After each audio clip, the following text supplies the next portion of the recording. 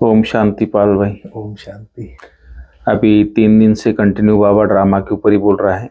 जैसे पहले दिन सुदर्शन चक्रधारी भोग का बोला था, कल भी पूरा ड्रामा के ऊपर बोला था बाबा। आज भी बाबा ने ड्रामा के ऊपर ही मुरली चलाई पूरी कि बच्चे तुम्हारा हार और जीत का जो है उसको आप देखो, हिस्ट्री पूरी देखो। और बोले सुख और दुख का खेल है बाबा का पूरा ड्रामा। ये बना बनाया ड्रामा है, अनादि ड्रामा है बोलता है। जैसे इसमें कई लोग बोलते हैं ना, आधा आधा पहले बताते थे कि सत्युग त्रेता सुख है, द्वापर कलयुग दुख है। लेकिन बाबा ने आज क्लियर किया है, क्योंकि 1/4 ये दुख है, बाकी 1/3 सुख है। माना 3 हिस्सा इसका सुख ही सुख है, क्योंकि द्वापर में भी अच्छे होता है सब कुछ। तो फिर बाबा ने ड्रामा के ऊपर बात कही है, तो किस तरह बाबा ने पूरा ड्रामा को क्लियर किया आगे में, तो आप थोड़ा बताएंगे जी। ओम शांति। ओम शांति। आज 6 फरवरी 2024 की मुरली रिवीजन कर रहे हैं हम लोग जी। आज बाबा ने कहा, मीठे बच्चे जी। अपने हार और जीत की हिस्ट्री को याद रखो। जी। यह सुख और दुख का खेल है। इसमें 4 में से 3 हिस्सा सुख होता है जी। और 1 हिस्सा जो है दुख होता है, बोला बाबा। तो बाबा ने कहा, आप बच्चे रूहानी योद्धे हो, वॉरियर्स हो, लेकिन अननोन, गुप्त वॉरियर्स। ये हार और जीत, इसकी हिस्ट्री, इतिहास क्या है उसको बुद्धि में याद रखो, बोला बाबा। कैसे हम माया से हार खाते हैं और कैसे माया पर जीत बाबा पहनाता है, उस चीज को बुद्धि में याद रखो, बोला बाबा आज। हार और जीत का ये जो खेल है वो बुद्धि में आप रखो। फिर बाबा ने उसी को बोला, स्वदर्शन चक्र को याद करो। तो ये जो हिस्ट्री है हार और जीत का, जैसे ये सृष्टि चक्र है, 4 हिस्सा जिसको आज बोला, 4 में से 3 सुख, 4 में से 1 दुख। तो इसकी आयु जो 5000 साल है सृष्टि चक्र की, इसमें समझ लीजिए कि 75% जो सुख है और लास्ट के कलयुग में दुख होता है। बाबा आकर के बताते हैं, ये तो अपने को पता ही नहीं था, जब बाबा आते हैं तब बताते हैं। तो ये जो माया, 5 विकार रूपी माया, ये जब हर मनुष्य के आत्मा के अंदर सर्वत्र व्याप्त हो जाती है, सर्वव्यापी हो जाती है माया, तो मनुष्य आत्माएं माया के वश होके दुखी होती है। काम, क्रोध, लोभ, मोह, अहंकार। सबसे बड़ा तो अभी माया है मोह, लोभ। काम विकार तो है ही है, महादुख देने वाले। पहले माया भी लोगों में थोड़ी थी, कुछ परसेंट माया तो थी, लेकिन लोग में डर भी था। खुलेआम कोई ऐसे काम नहीं करते थे, गुस्सा करने से भी डरते थे, काम विकार की भी सभ्यता थी हर प्रकार की। लेकिन आज वो पूरा ओपन हो गया है, हर चीज एकदम, मतलब तो अति हो गया है, उसका भी अति हो गया। जी। जिसको बाबा एकदम तमो से तमो प्रधान बोलता है, तमो प्रधानता। तो ये जो सतयुग त्रेता में तो सुख ही सुख होता है, द्वापर में कुछ मात्रा में दुख होता है, लेकिन बहुतायत में सुख ही होता है। जैसे सतयुग में आत्मा, जैसे 16 कला संपूर्ण निर्विकारी मर्यादा पुरुषोत्तम बोलते हैं। सतयुग में तो 16 कला होती है आत्माएं। त्रेता जब आती है, 1250 वर्ष बीतता है, तो 2 कला कम होती है, वहां 14 कला होती है। और द्वापर युग में 8 कला होती है आत्मा की। 8 कला मतलब 16 कला में से आधा होता है, आधा हो जाएगा। हाँ, तो आधा होता है। तो द्वापर युग का जो युग है 1250 वर्ष, उसमें भी इतना दुख नहीं होता। उसमें भी काम की अधिकता नहीं होती है। सिर्फ संतान उत्पत्ति के लिए ही काम विकार का यूज करते हैं।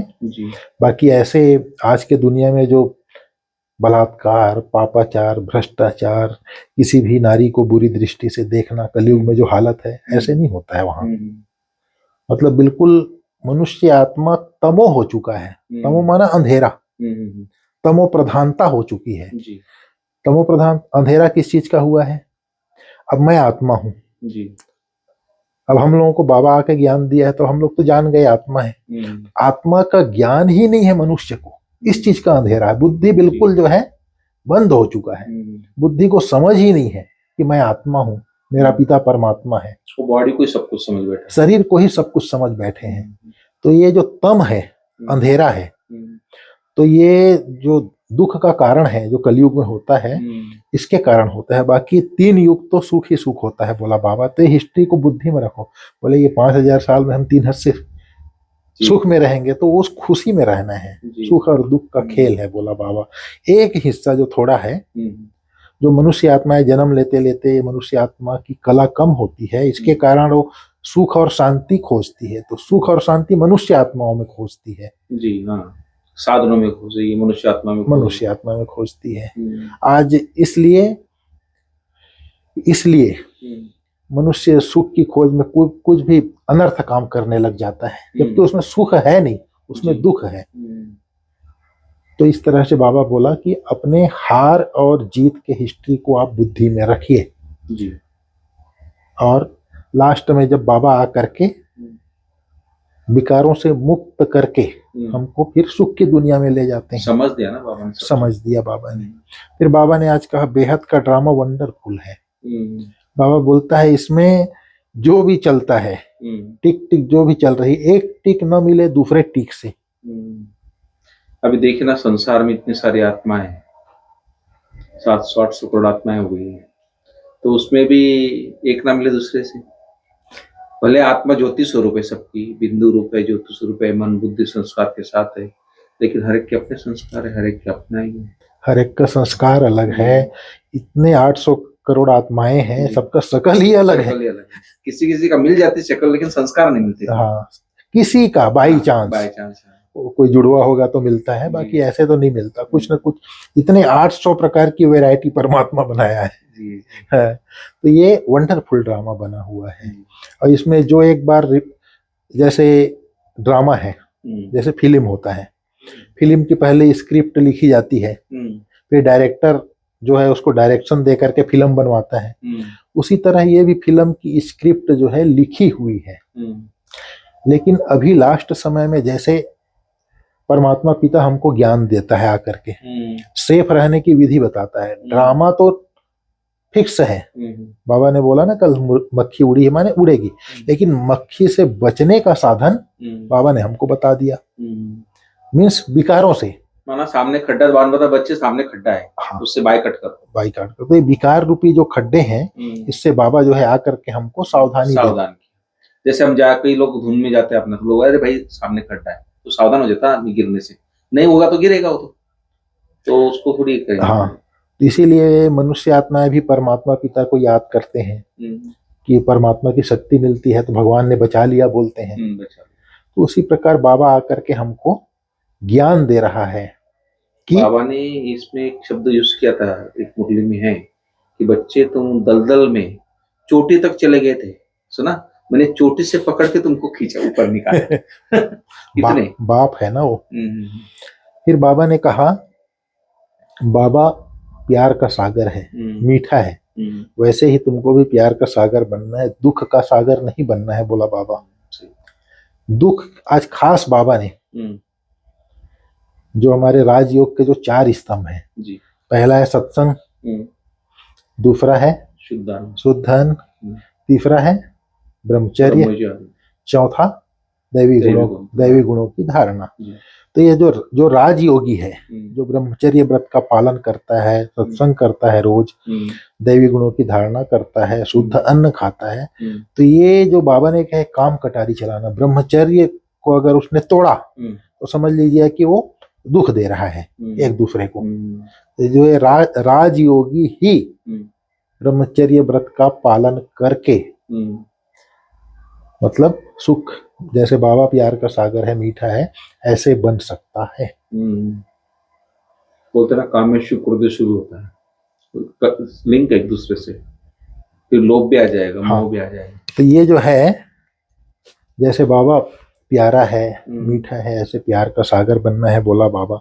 बाबा ने कहा योग बल से पवित्र बनना भी है और बनाना भी है। तो इस तरह से बाबा ने आज जो है कुछ एक पॉइंट कही और बाबा ने कहा बच्चे ओम शांति के लिए भी बोला बाबा ने आज। तो आप बच्चे आत्माभिमानी बन गए हो तो ओम शांति की परिभाषा को जान गए हो। जो आत्मा अभिमानी है, देही अभिमानी आत्मा अभिमानी है, वही मैं आत्मा शांत स्वरूप हूँ, शांति धाम का रहने वाला हूँ, इसका मीनिंग बाबा आकर के हमको बताता है और वही बच्चे जान सकते हैं।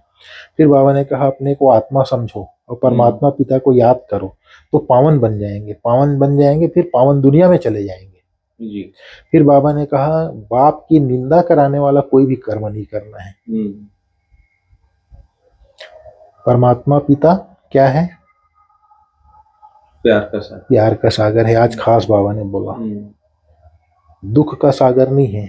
तो अगर कोई भी दुख देने वाला कर्म हम करते हैं तो परमात्मा पिता की निंदा कराते हैं और निंदा कराने वाला ठौर नहीं पा सकता, बोला बाबा। फिर बाबा ने कहा परमात्मा दुलार को प्राप्त करने वाले अब के सो भविष्य के राज दुलारे हो। परमात्मा दुलार को प्राप्त करने वाले अब के सो भविष्य के राज दुलारे भव।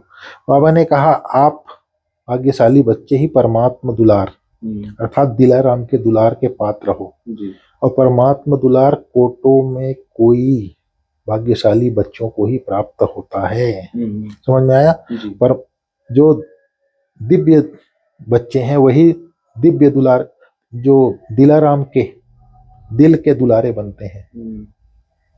फिर बाबा ने कहा अब के दुलारे सो भविष्य के राज दुलारे। अभी स्वराज्य अधिकारी है, सो भविष्य में राज्य अधिकारी बनेंगे। और बाबा ने कहा जैसे सतयुग में एक धर्म एक राज्य होता है, उसी प्रकार अभी आपका सभी कर्म इंद्रियों पर एक छत्र राज्य होता है, अर्थात स्वराज्य अधिकारी बन जाते हो, बोला बाबा जी। फिर बाबा ने कहा अपनी सूरत से बाप की सूरत को प्रत्यक्ष करने वाले ही परमात्मा स्नेही है। अपने सूरत से बाप को प्रत्यक्ष, बाप की सीरत, बाप के सीरत माने गुण, अपने सूरत से। जैसे बाप प्रेम का सागर है तो चेहरे से लगना चाहिए कि ये प्रेम स्वरूप आत्मा है, तो परमात्मा पिता का स्नेही बनेगा वो। जैसे बाबा आज खास बोला ना मीठा बनना है, तो मतलब वाइब्रेशन आनी चाहिए, कहने का भाव है बाबा का। ये नहीं कि अंदर में मेरा कड़वाहट चलता रहे तो चेहरे से तो आएगा नहीं। चेहरे पे सब दिखता है, कोई टेंशन में होता है, चिंता में होता है, समय गुस्से में होता है, प्रेम स्वरूप होता है, तो सब चेहरे पे दिखता है। चेहरा तो दर्पण है, तो ये सब दिखाई देता है। तो बाबा ने कहा अपनी सूरत से बाप के सीरत को दिखाने वाले ही परमात्मा स्नेही बनते हैं। तो ये चीज अपने को अटेंशन रखना है कि मेरे से कोई भी ऐसा संकल्प बोल कर्म न हो जो परमात्मा के सीरत के विपरीत हो। सीरत माने गुण, परमात्मा के गुण जी। जैसे बाबा ब्रह्मा बाबा आदि पिता शिव बाबा के प्यार को प्रत्यक्ष वो जो है, जैसे बाबा प्यार का सागर था शिव बाबा जी, ब्रह्मा के द्वारा देता था। तो ब्रह्मा के द्वारा मतलब क्या कहना चाहिए, ब्रह्मा मतलब संपूर्ण अवस्था को जैसे पा जाता है व्यक्ति, एकदम जैसे आत्मा बन गई है, आत्मा देख रही है तो जितना प्यार करेगी, उसी तरह उसके द्वारा बाबा प्यार करता था। शिव बाबा ब्रह्मा के द्वारा, और ब्रह्मा बाबा भी ऐसी करता था। तो बाबा वो चीज बोल रहा है, जैसे ब्रह्मा बाबा के सूरत से शिव बाबा का सीरत दिखाई देता था तो वो परमात्मा प्यारा था, परमात्मा इस नहीं था। ऐसे बाबा हम बच्चों से भी चाहता है जी। ठीक है, अच्छा। ओम शांति। ओम शांति। Thank you.